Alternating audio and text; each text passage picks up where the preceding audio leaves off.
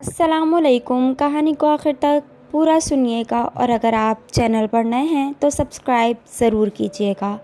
आज से 15 साल पहले की बात है। हमारे मोहल्ले में एक गोरकन रहता था जो फ़ौत हो चुका है। नाम मोहम्मद यूसुफ़ था। मजबूत जिस्म और बड़ी बड़ी आँखें जिनमें नूर ही नूर भरा हुआ था। ईमान उसके चेहरे से छलकता था। बारिश चेहरा उसकी एक ही रूटीन थी। सुबह घर से निकलता और शाम को कब्रिस्तान से वापस आता था। हमेशा रास्ते के एक तरफ होकर चलता था और किसी की तरफ बुरी नज़रें से नहीं देखता था। एक दिन मोहल्ले के पढ़े लिखे लड़के इकट्ठे हुए और यूसुफ से कहने लगे कि आपकी सारी ज़िंदगी कब्रिस्तान में गुजर गई है, हमें कोई वाक़या सुनाए। ये सुनकर यूसुफ संजीदा हुआ और लंबी सांस ली और कहने लगा, आज मुझे 27 साल हो गए हैं। मैं कब्रें बना रहा हूँ। मेरे साथ एक ही वाक़या गुज़रा है। गर्मियों की दोपहर थी। कुछ लोग मेरे पास आए कि बाबा जी कब्र बनानी है। मैंने पूछा कि आदमी है या औरत है, तो उन्होंने बताया कि औरत है, करंट लगने की वजह से फ़ौत हो गई है। वो लोग ये कहकर चले गए। मैं अमूमन अकेला ही कब्र बनाता हूँ। मैंने सख्त गर्मी में कब्र बनाना शुरू कर दी।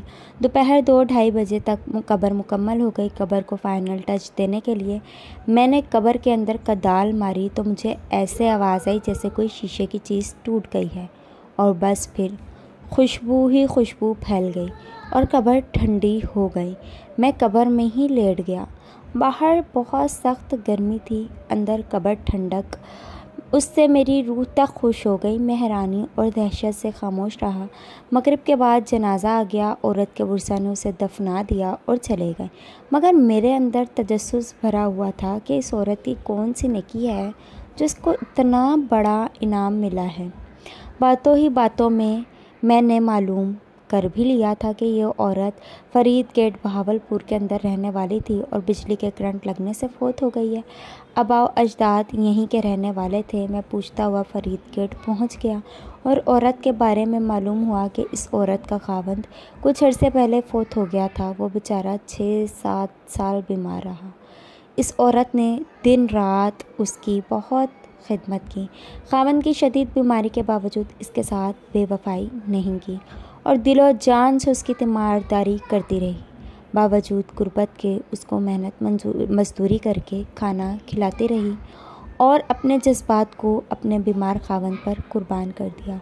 जो लोग अल्लाह ताला की रज़ा की खातिर बेलौस इंसानियत की खिदमत करते हैं और अपनी रातें भी अल्लाह की राह में जागते हैं, इन्हीं लोगों के बारे में अल्लाह ताला ने फरमाया है कि मैं ऐसे ऐसे इनामात दूँगा कि जिसको किसी आँख ने ना देखा होगा। खुश नसीब हैं वो लोग जिनकी कब्रें खुशबू और ठंडक से भरी हुई हैं।